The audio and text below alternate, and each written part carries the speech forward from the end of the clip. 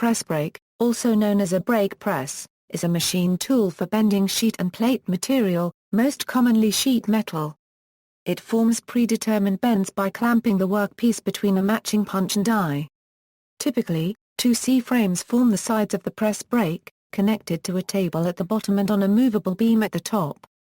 The bottom tool is mounted on the table with the top tool mounted on the upper beam. Types: a brake can be described by basic parameters, such as the force or tonnage and the working length.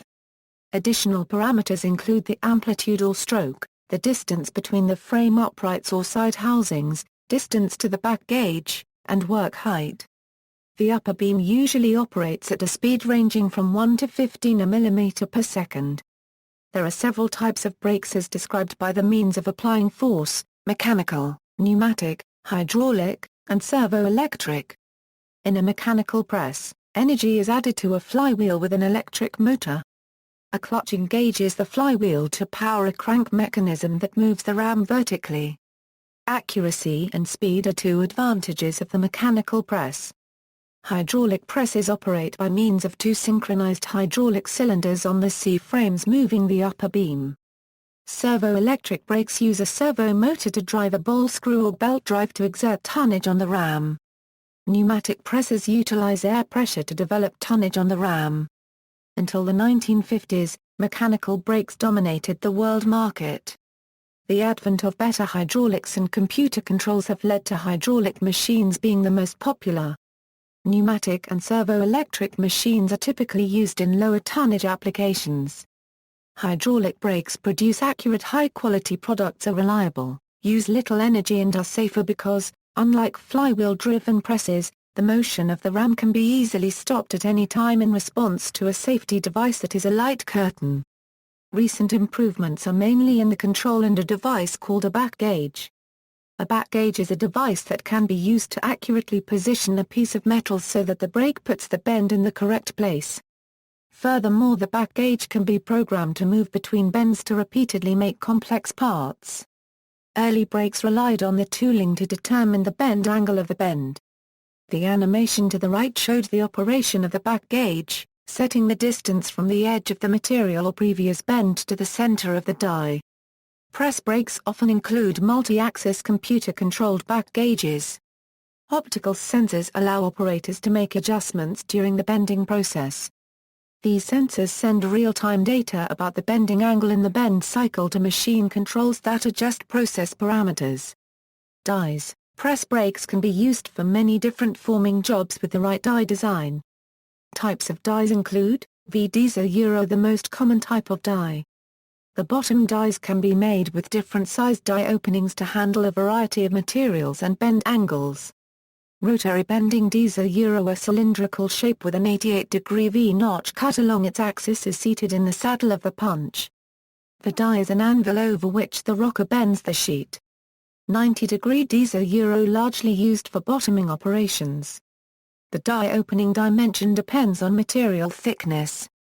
Acute angle Diese, used in air bending, these can actually be used to produce acute, 90-degree, and obtuse angles by varying how deeply the punch enters the die by adjusting the ram. Gooseneck Diese, the punch is designed to allow for clearance of already formed flanges. Offset Diese, a combination punch and die set that bends two angles in one stroke to produce a Z shape. Hemming Diese, two-stage dies combining an acute angle die with a flattening tool. Seaming Diese, there are a number of ways to build dies to produce seams in sheets and tubes. Radius Diese, a radiused bend can be produced by a rounded punch. The bottom die may be a V die or may include a spring pad or rubber pad to form the bottom of the die. Beading Diese, a bead or a stopped rib may be a feature that stiffens the resulting part. The punch has a rounded head with flat shoulders on each side of the bead. The bottom die is the inverse of the punch. Curling Diese, the die forms a curled or coiled edge on the sheet. Tube and pipe forming Diese, a first operation bends the edges of the sheet to make the piece roll up. Then a die similar to a curling die causes the tube to be formed. Larger tubes are formed over a mandrel. Four-way die blocks, a single die block may have a V machined into each of four sides for ease of changeover of small jobs. Channel-forming Diese A punch can be pressed into a die to form two angles at the bottom of the sheet, forming an angular channel. U-bend Diese similar to channel forming, but with a rounded bottom. Springback may be a problem and a means may need to be provided for countering it. Box-forming Diese while a box may be formed by simple angle bends on each side, the different side lengths of a rectangular box must be accommodated by building the punch in sections. The punch also needs to be high enough to accommodate the height of the resulting box's sides. Corrugating Diese such dies have a wavy surface and may involve spring-loaded punch elements.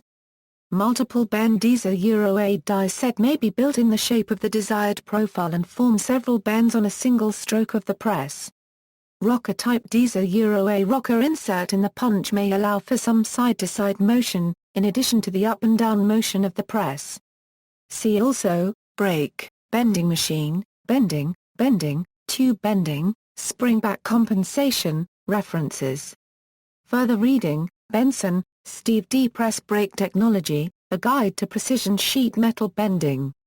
Society of Manufacturing Engineers, 1997. ISBN 978-0-87263-483-1.